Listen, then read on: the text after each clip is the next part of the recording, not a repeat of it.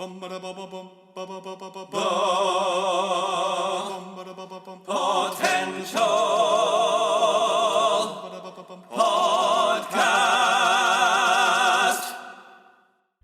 everyone, and welcome back to our potential pick episodes in review here with the Falcon and the Winter Soldier. We are here on episode 2, and we're very excited to continue this new MCU Universe television cinematic event that we are having. Following again the excitement of WandaVision, we're continuing in the same universe with these characters, and I tell you, I enjoyed the first episode. Second episode, wow, it's just really getting into what the atmosphere and the feel of the show is going to be about. Yeah, for a long time now, we have seen from the trailers and kind of the teases that this is kind of our first buddy cop type show or movie, if you will. I mean, this is kind of like a elongated movie, 6 episodes. And this really was the first episode where we really got a lot of that scene. In the first episode, we didn't actually see Sam and Bucky together. This was the first time they're kind of teaming up. And you could tell that there is still that friendship there because they have the connection through Steve. But because Steve is gone, there is this kind of, you really annoy me, but I also need you kind of friendship going on. So that was kind of great to see. And, we got some really great banter in this episode. I mean, some of the script writing in this was hilarious.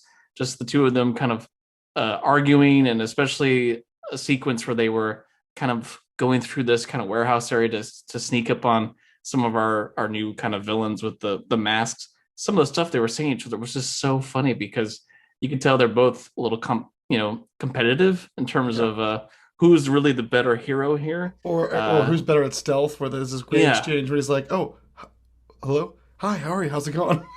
like in the middle of a stakeout, they're like, "Why are they talking like that?" So funny. I really did appreciate that humor.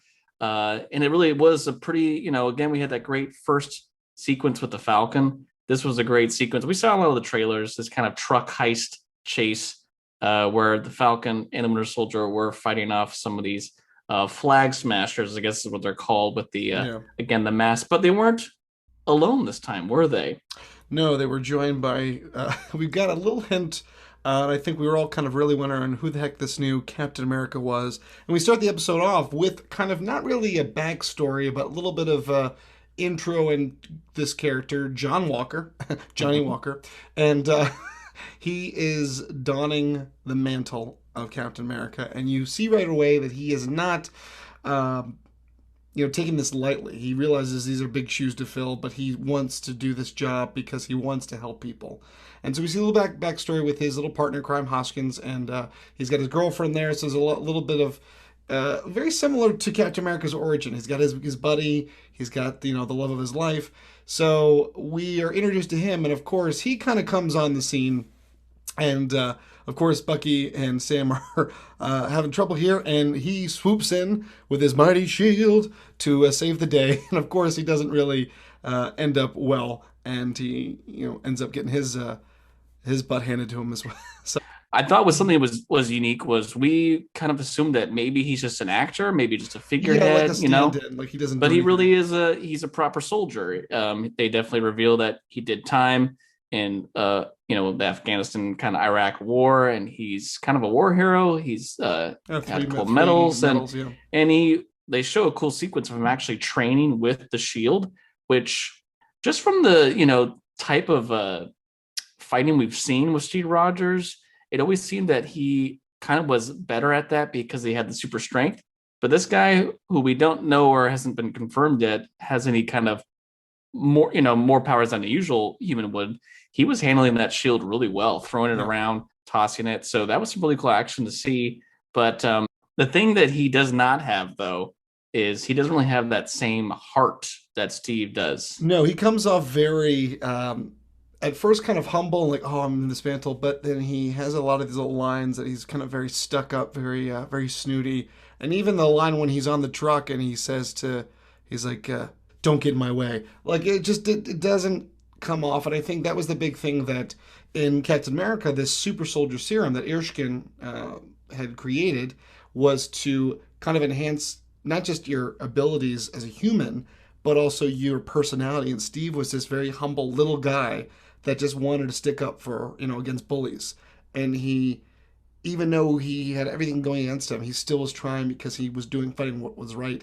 And this guy, he does come off a little like, oh, A little yeah, cocky, a little but at least I do think that he it seems to be in the right kind of mentality in terms of like he does realize that this is a threat.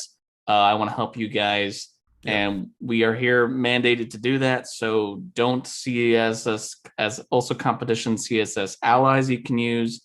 The thing about the show and about the MCU Avengers overall has been they never really think to seek help from others. They're kind of not that I think they boast, but like it's kind of their responsibility, their task to take on well, the they're the evils, last they're the you last line know. of defense. I mean, Yeah, it's in their title, and they've always had to enough fight the support. fight that the others can't, Yeah, So we are getting to this whole situation about these other super soldiers. And this is actually a really cool plot point is that we kind of thought based off of Civil War that Steve was the only surviving super soldier apart from then of course Bucky who was experimented on. But no, we actually got to meet another super soldier who has aged. And I think something cool about the show is they've been kind of showing how racism still plays into multiple facets. And this yeah, was technically, you could tell this guy that they got to go meet who Bucky had fought, years and years ago. Him kind of saying that I was experimented on and then I was basically like left to my own devices. I wasn't paid. I wasn't, he was left, he didn't get the respect and honor that most, you know, uh, retired people would from from the army, the military. That's yeah. something we see a lot nowadays. So that was kind Well, of impressive and then for that right in storyline. and the scene going right into it, of course, we have where they're arguing. Bucky and Sam are arguing, and these cops come up there and they're talking to Bucky. Oh, is there a problem here? And he's like, "Do you know who this guy is?" And like, "Oh, well, you're gonna treat me differently because I'm somewhat celebrity." And that was a really good thing. The good parallels, and I think with when we talked about the show The Boys, where I think Mhm. there's a great social commentary. Of course, this is a little bit more kid friendly, but I think it's really playing well to realistic. I think the great thing about MC Universe has done is it's built in a lot of reality. Of course, we've got aliens and wizards or sorcerers without hats. We have Aliens, androids, yeah, wizards. The yeah, the big three. three. That's not a thing. I think it's been very grounded in the reality of especially more particularly the Earth superheroes like Tony and Captain America. That's I think that realism that just a little bit more of like these are social issues that are abundant in this time and throughout history. So I think it's really great to see that, especially with this show. I think it's going to keep up with a lot of these themes, and I'm really excited to see that. But going into later this episode, I will say I do love the little head to head where they're getting super close, Oh and we my get the gosh, the therapist. therapy session. Oh, it's just so Them great. having to be like, wait, who's going to open their legs and what? I know, all right, we'll do both, and they kind of did this with Oh, their this is a little legs. close, right? Yeah, a little close. So funny. This was a great just character moment between the two, and again, now them kind of saying, all right, how about this? Let's just get this mission done, and then we'll never have to see each other again. Which clearly you can always tell is setting up that no, by the end of this, they're going to be best buds, and they're going to be partners in crime. Well, clearly they Or know they're and, gonna have a and season two. They talked about so, and it's called the Falcon The Winter Soldier. So So it's just kind of funny that they were like, we never want to see each other again. We were left off with a great cliffhanger. We've been actually waiting for this. It's not really a surprise unless you're just not really paying attention to the trailers or the casting announcement. But we know that Zemo is, still in prison somewhere, and he was clearly the one that knew all about Hydra, the secrets, and especially about the super soldiers. Because remember, he killed a bunch of them at the end of Civil War in their cryo sleep situation. So they're gonna go talk to Zemo to figure out what to do about all these super soldiers, and we were left with this kind of. It was very cinematic. We had the this great, orchestral music. and having Daniel Bruhl, what a fantastic actor! I think he was very underutilized in Civil War. So I'm excited about to continue him, especially in the comics. He's a lot more of a threat, and his whole mission and the other one was to break up the Avengers and to take tear apart and get rid of all these super soldiers. So it's going to be interesting to see that he's going to maybe have a little bit of an alliance with our title characters here. Yeah, is he going to help them to take down these other villains? But in doing so, will he still get to rise to become the villain that he's supposed to be? Be Because very, yeah, very Silence of a Lamb sort of thing. Zemo is very smart, but he is also supposed to be, he's supposed to be a warrior as well. And at some point, I hope he has his. Doesn't he have a sword or something? Yeah, he The also has a classic. signature purple mask as Yeah, well. which Like, we've yeah. seen in the posters. We've seen him with kind of a purple kind of robber looking kind of mask on. So we got 4 more episodes to go. It already seems like it's going so fast. So I'm like, slow down. But again, these are going to be probably still always 50 minutes, and I wouldn't be surprised if closer to the end we get maybe an hour or even longer episodes. So excited to see what else happens on the Falcon Winter Soldier.